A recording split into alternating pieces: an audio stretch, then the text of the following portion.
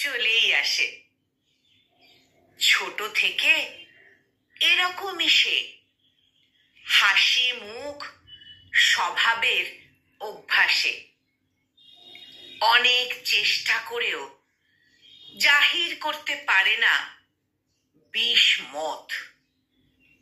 ঢাকা পড়ে হাসির আড়ালে তার মন খারাপের কথা। ছেলেটা খুব বোকা, অকারণে বড্ড কথা বলে, অল্পতেই সব উজাড় করে মনের মানুষ পেলে। বিশ্বাসঘাতকতা, প্রবঞ্চনা এসব তো তার প্রাপ্য।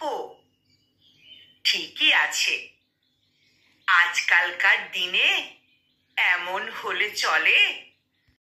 ছেলেটা খুব আগ বাড়িয়ে সবাইকে সাহায্য করতে যায়। দেখো কাণ্ড, ও জানেই না তাতে উল্টে বদনাম হয়। এসব কে বোঝাবে? তার কাছে পৃথিবীটা খুবই সরল। তোমরাই বলো, এ যুগে এমন বোকা হাদা মানায়? হাজার ছ্যাঁকা দাও, তারপর শুধু একটু মিষ্টি কথা বলো, ব্যাস আহ্লাদে গদ গদ। সঙ্গে সঙ্গে আগের সব ভুলে গেল। আবার হাসি, আবার সাহায্য, আবার সেই আগের মতো। মহা উজবুক কোথাকার। গবেটটা শিক্ষা কিছু পেল? ছেলেটা খুব সহজেই সবাইকে সবাইকে বিশ্বাস করে ফেলে।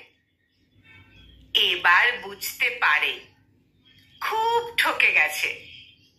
তার স্বপ্ন ভেঙে গেলে, সব ভেঙে চুরে অবশেষে নিজেকে করল জয়।